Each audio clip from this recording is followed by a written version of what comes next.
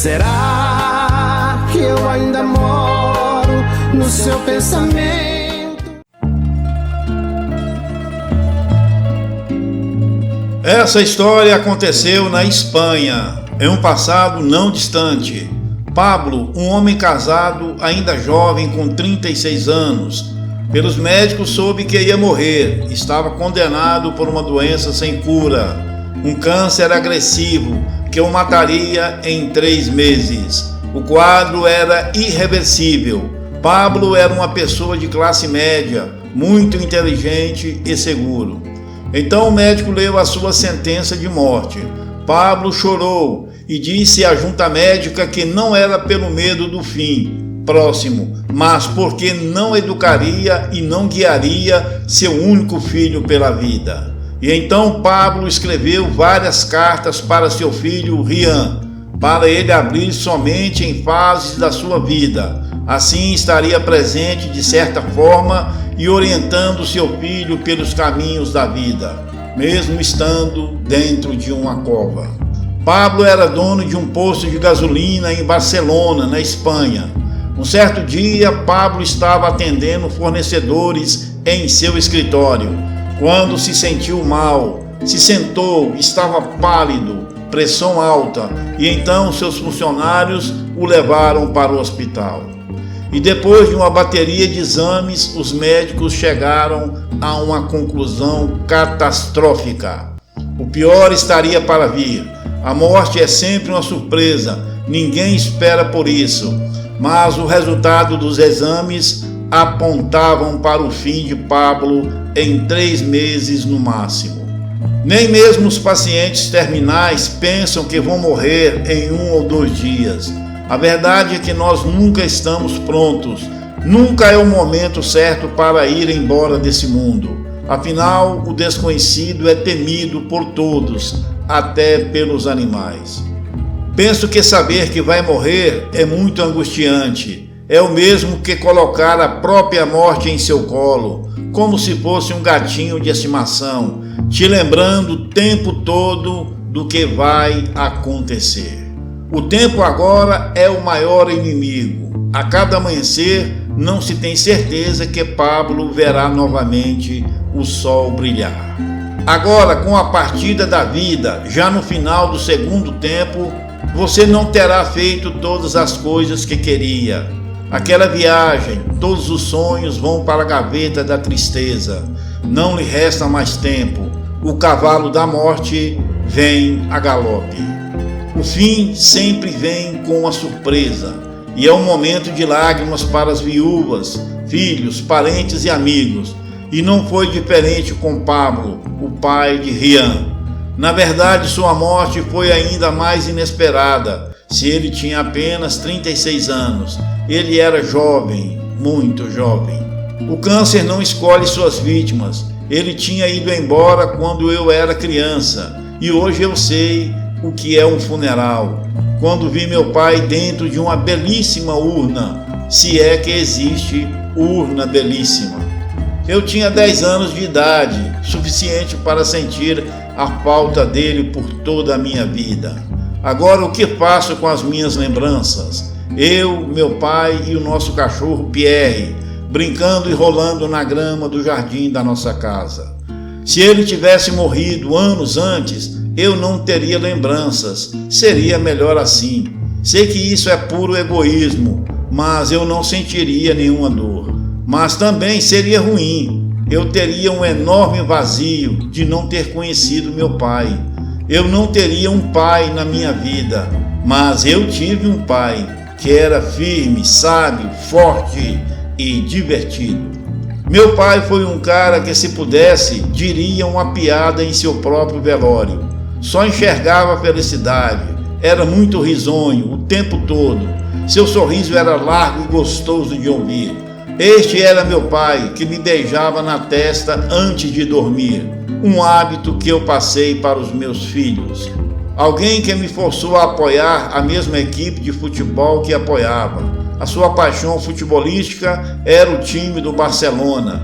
Em certos momentos, meu pai me explicava melhor as coisas do que a minha mãe.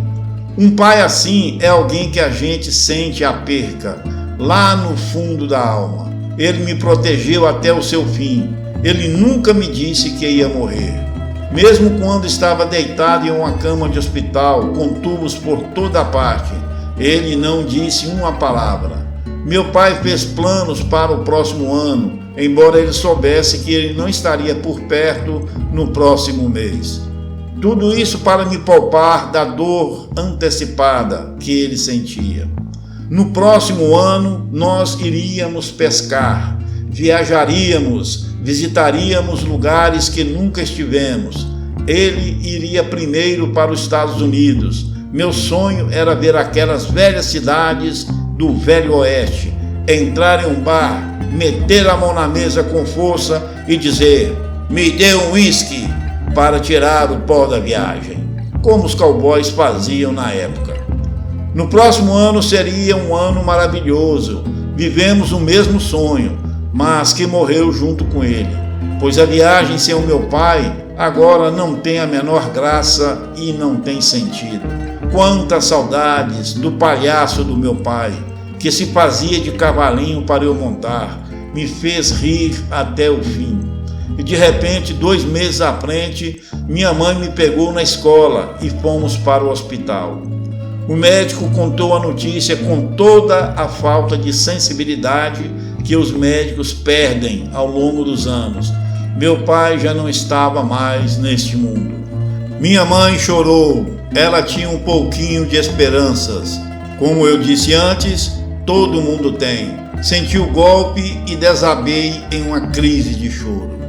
Me lembro que entrei em transe, os nervos à flor da pele, e disse que odiava meu pai. Eu me sentia traído.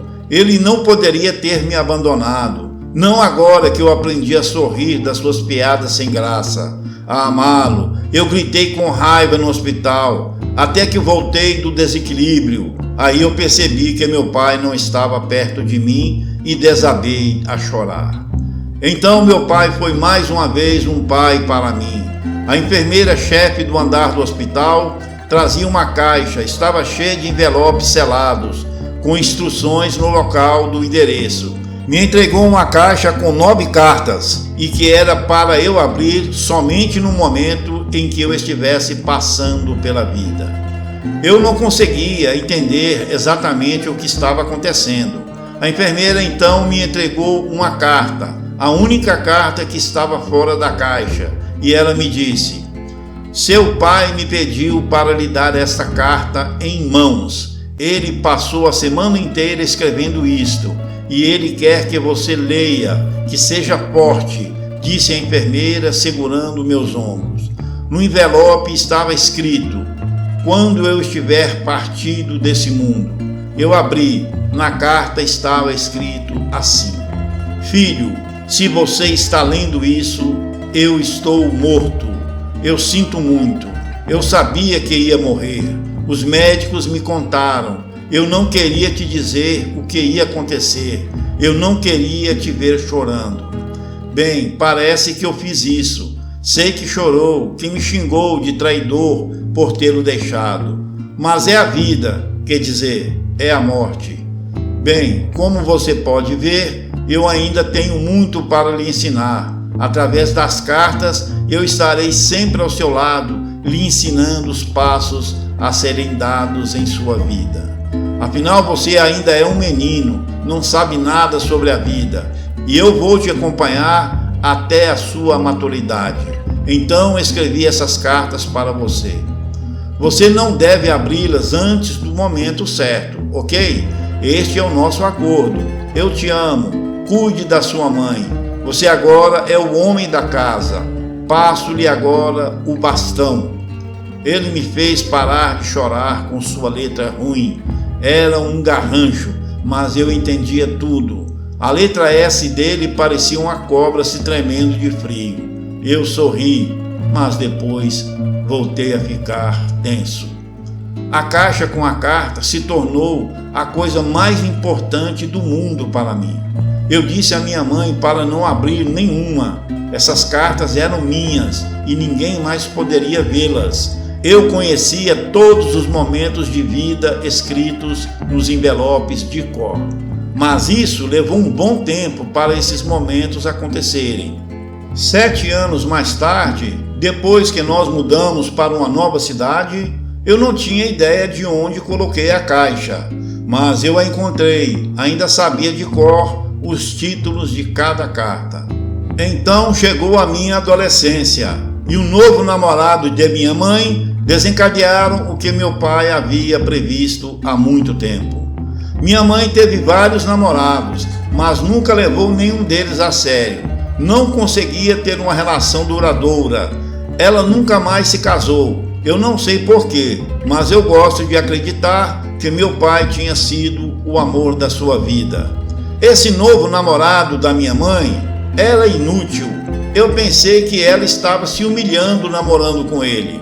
O cara não tinha respeito por ela. Ela merecia algo muito melhor do que um cara que ela conheceu em um bar. Ainda me lembro da bofetada que ela me deu depois de pronunciar a palavra bar. Admito que mereci. Aprendi isso ao longo dos anos. Naquela época, naquele dia, quando a minha pele ainda estava ardendo pela bofetada, lembrei-me da caixa e das letras. Lembrei-me de cada carta específica que dizia: quando você tiver a pior briga com a sua mãe. Entrei no meu quarto procurando pela carta.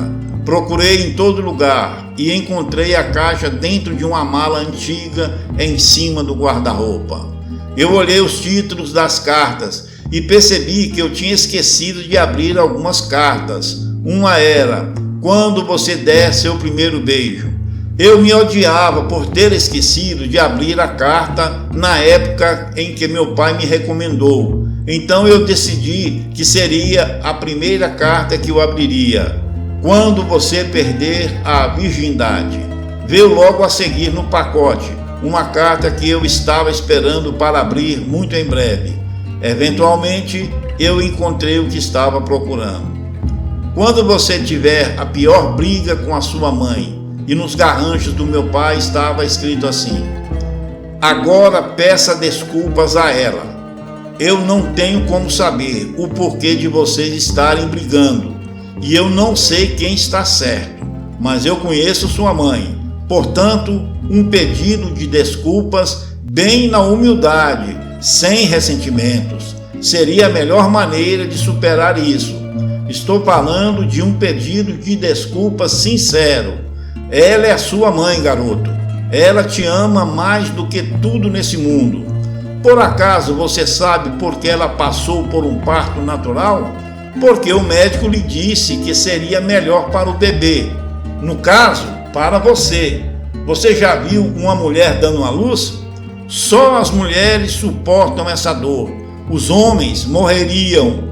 Pelo menos no quesito suportar a dor, as mulheres são mais fortes que os homens.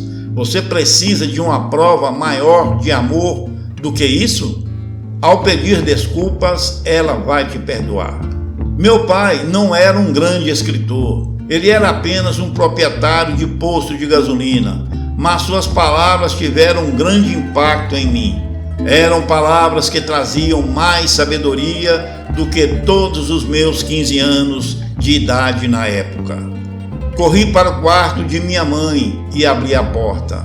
Eu estava chorando quando ela virou a cabeça para me olhar nos olhos. Ela também estava chorando. Não me lembro o que ela gritou comigo. Provavelmente algo como: o que você quer? O que eu lembro é que eu andei em direção a ela segurando a carta que meu pai escreveu. Eu a segurei em meus braços, enquanto minhas mãos amassavam o velho papel. Ela me abraçou e nós ficamos em silêncio. A carta de meu pai fez eu e minha mãe rir.